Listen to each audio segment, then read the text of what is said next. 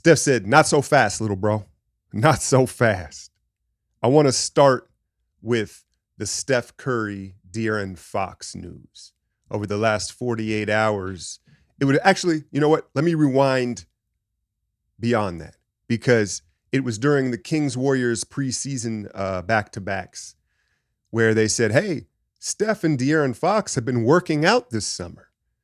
And I'm thinking to myself, like, I ain't really feeling that decision, Steph. Like, why are you mentoring a dude in your division who's like got next, and more than likely you were going to have to see it at some point in the playoffs, right? We just saw him. I was like, hey, maybe it's an Under Armour thing, right? Like, is De'Aaron Under Armour? I didn't know. Okay, fine. And then again, in the last 48 hours, it comes out that De'Aaron Fox is going to be the first athlete under the Curry brand and under the Under Armour umbrella. And so it's like, okay, that was kind of, I think, probably part of the courtship, right, in this summer, and then location as well, right? First and foremost, I want to shout out De'Aaron for really, let's be honest, sacrificing his fashion, his style, in order to gain this mentorship and this partnership with Steph, right? Like, I mean, Skechers is in the game again, so I digress. I'm not going to talk about that. But the Curry shoe and brand has been very underwhelming as far as performance and style, in my opinion. And I want to so badly support the chef. Not that he needs it financially, but I mean, right, as a Dubs fan, but I can't. I think it was after the fours, I couldn't mess with the shoes. The flow, I can't mess with it. But either way, it made the off-season workouts make sense, right? You're watching this game last night. You see Fox hit the Curry slide, right, and get to the cup. Bang, bang, bang, step back three. And I'm sitting like, dang, bro, maybe you shouldn't have worked out with him, right? Like, he said, not so fast. Not so fast. You are wearing my shoes, little bro, right? And sure enough, the chef one-ups Fox, fourth quarter Fox, with 41 to his 39 points. And I think Steph kind of knows what he's doing. Listen, the branding, the deals, the mentorship, obviously he likes Fox. He's a good, high-character young player, a superstar. So that's probably the first thing. But it kind of reminds me of what Kobe did in the twilight of his career. Not to say that Steph's in the twilight, but he's 35 years old, going to be 36. And remember when Kobe started showing more love to the young guys and kind of like mentoring them a little bit, working out with Tatum and these guys, right? And you're like, okay, Kobe, that was unlike Kobe, kind of. But I think what he also understood was the juice he receives back, because in mentoring these young guys, now there is extra motivation when you play them, and some of their stuff, it's like being around the young guys keeps you young. And I think there's an element of that with Steph, where it's not just all Fox learning from Steph. Steph's learning things about Fox, and it's more importantly like a mental state of, I'm still competing with this guy in his physical prime, and I'm going to be big bro. And I think you saw some of that play out last night in that back and forth. But let's talk about the rest of the game, because there was plenty to talk about. I want to start with Andrew Wiggins. I really like the concept of getting him 2 or 3 touches in the first 2 minutes of a game. Get preferably in the paint, and that's what you saw him come off a little Steph rub screen, get a little bunny hook, right? And just activate his competitive spirit and his juices. And I think, the number one sign, if Andrew Wiggins is engaged and active in a game, is when he hits the glass, because you know how well he can do it in that championship run. So you saw him rebound early. You saw him get some early touches.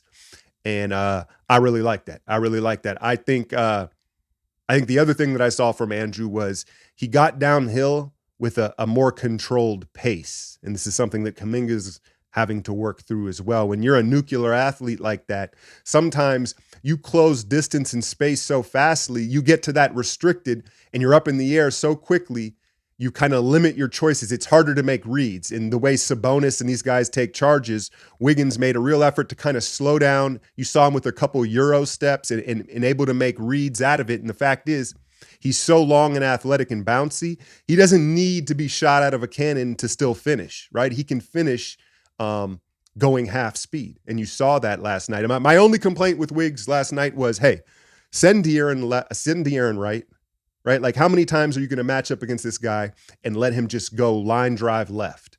I understand that it's easier said than done, but what you got to do is if he gets back left, fine. Don't let him get left off his first dribble. Like that to me, I don't even know. Let's talk about Klay. Klay was super patient last night. So he was super patient. I know you saw the extra pass at the end of the half, and Kuminga cashed that in. And it was just great that he got rewarded for playing that way, right? And that was the big kind of aha loud moment with that extra pass, because it was just uncharacteristic of him. Let's call it what it was.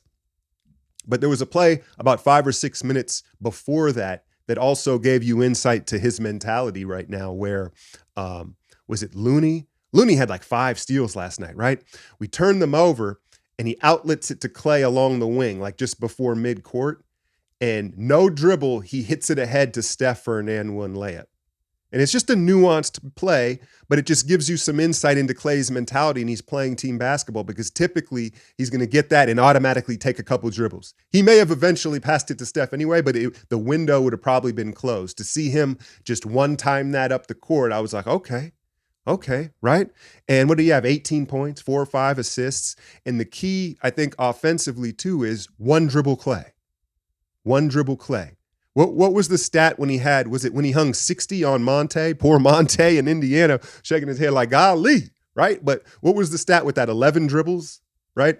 I would love to see some 30-point nights from Klay with under 10 dribbles. I think it's very possible, especially now with CP in the fold, right? So, just a great game and performance from Klay.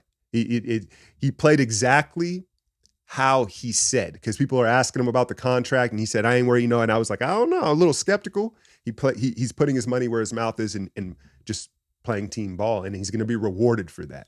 Chris Paul, I got to admit, I didn't see this coming, but I'm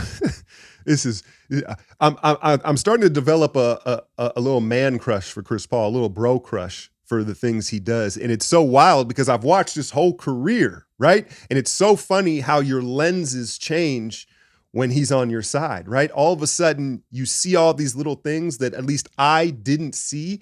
I'm sure I saw it, but I couldn't acknowledge him. I couldn't pay attention to him because I was so busy cursing him out every time we played him, right? But he does so many nuanced things to help you win and give his team a competitive edge.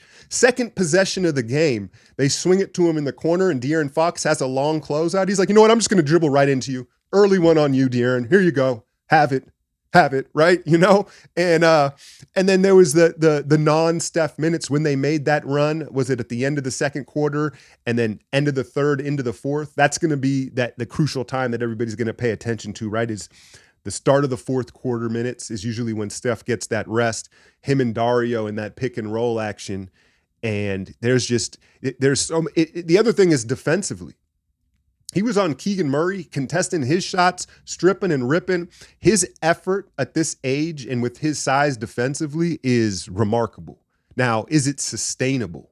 You know, because it's obviously game 2 of the season, everybody has fresh legs. But right now, I'm super impressed with his complete floor game. There's just so many little things. How about when he kicks the ball, he lets Sabonis chase down the backcourt ball, and then he kicks it away? It's just any type of edge he can get to mess with you.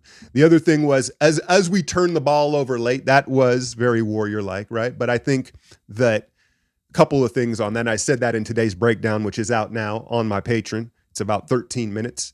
One, that's the NBA. Like when you watch the NBA, a big lead in the fourth quarter is going to evaporate most nights. That's just kind of how it goes down. And then you combine that with the fact that you're dealing with fourth quarter Fox, right? And the Kings, who are one of the best fourth quarter teams in the league. So they come storming back. Yeah, the turnovers weren't acceptable. Some of it was an unexpected press. But there was a play late where the game, I think it was after the Steph dagger, the 5 out, Kuminga comes in, Wiggins, the dagger to Steph, night. But now, so they're playing the free throw game, right? And Fox or Sabonis makes a free throw, and Looney heads off down into the front court, right? He wants no parts of the ball because he doesn't want to shoot the free throws. And so the ball rolls to the baseline, right? and a camera guy or someone on the baseline is going to throw it to Chris to inbound. And he goes, no, don't pass me the ball. Don't pass me the ball. And he's about as slowly as possible wanders to the baseline before he picks the ball up because the 5-second count hasn't started. And what it did was it let Steph and Clay set up the press break to inbound the ball. So there's all these little things that he does that I'm just having a lot of fun watching. We'll talk. Look, it's game 2 of this long season. We'll talk Kuminga, Moody, the young guys, and Trace got a little sniff there as Dario was in foul trouble. But just a really good first win on the road against a team that we're going to have to continue to see, right? So that's it, just encouraging all over the place. So many positives. You got Houston and New Orleans back-to-back Sunday and Monday. I heard Draymond's going to play in the New Orleans game, right? So, we'll be back to talk about that. But good to get that first win, especially on the road. And yes, the chef, we can't expect him to deliver, a 40 ball that often. But I think we're going to see guys have big explosions because of the ball movement and chemistry. It will get spread out better. Is that a pause? I don't know.